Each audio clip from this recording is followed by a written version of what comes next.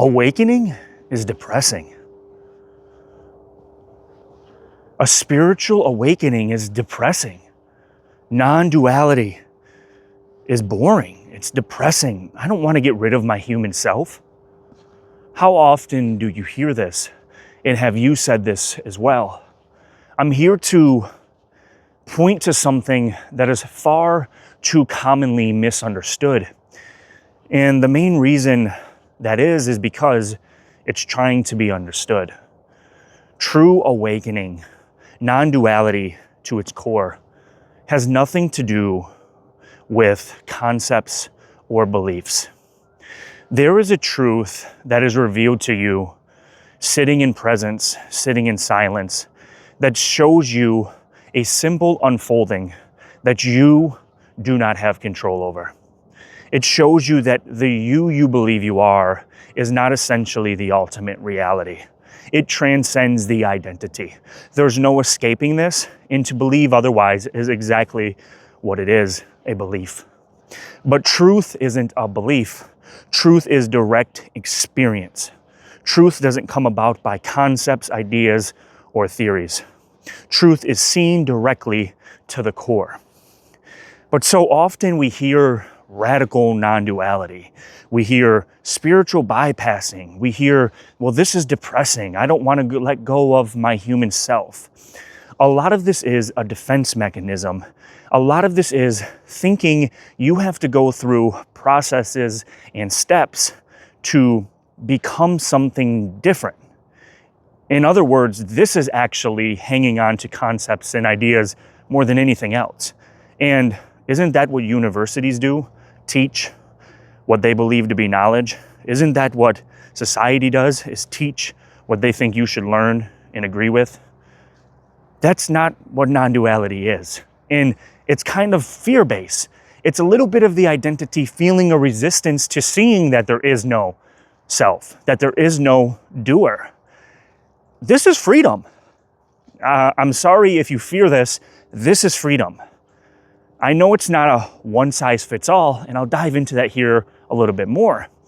But just from my direct experience, becoming free from who I thought I was, becoming free from the Alex that was suffering, that was fully entangled with illusions, with mind and stories, it's freedom from myself, who I thought I was. And nothing has been more liberating. Nothing has actually brought more of a peace and clarity than this. But guess what? I still have a family. Guess what? I still work out. Guess what? I still go to work. Wow, this sounds like a doer doing something. See, this is the beauty of it.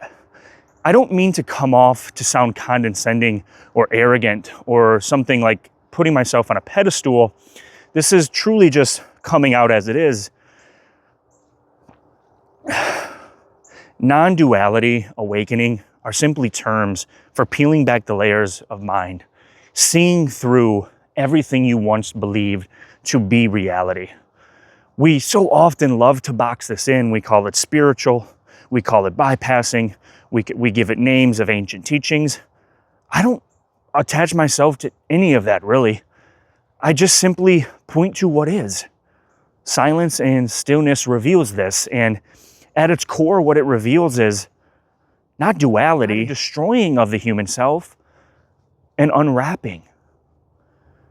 Imagine you're gripping onto a rope so tightly it's wrapped around your wrist and you refuse to let it go. And it starts to burn into your wrist, into your hands. It's cutting off the circulation, but you still won't let it go. You just can't. You know nothing else. This is what awakening does. It shows you that there's truly nobody holding on to that rope. It's just imagined. That self is imagined. The doer is imagined. The one in control is imagined. So when awakening becomes depressing, when you don't want to kill the human self, is when you have mistaken some sort of message and the identity and the mind doesn't like the idea of letting go of the rope. See,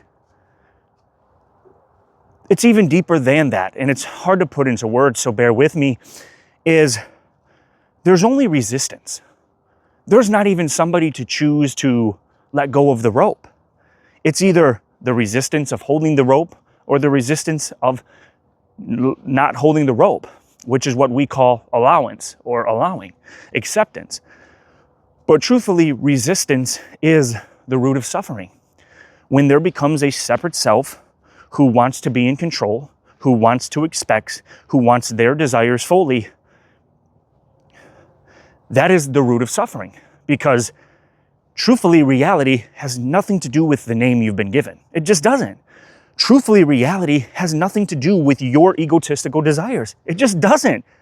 I know this isn't a message of what you want to hear, most likely, and if you feel resistance to this, I would suggest maybe that this type of true, deep truth isn't for you. Resistance is normal, but are you able to open up your heart and see beyond this resistance? See where this resistance comes from. But the beauty of all of this doesn't mean that I'm not a father. I don't love my son. I don't love my girlfriend. I don't go to work to pay bills. That's the beauty of it all. You guys many of you are mistaking this message for that. Mistaking it as you're just crossing your legs and floating in the sky with an aura of light beaming behind you.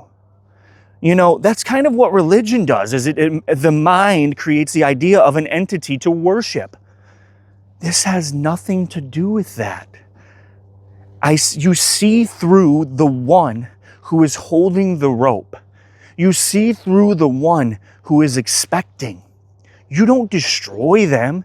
You don't remove them. The deepest truth, no matter how you want to word it, the deepest truth dissolves that. It's just what it is. It's just what it is. It's not the mind of someone choosing, oh, I'm going to destroy my human self and reject it. That's not it. When you see the deepest truth, when the veil is lifted, there's no debate about the self being an illusion. There's just no debate. It's a total mental creation held together by memory and mind. But that's okay, because there's still an experience being had here.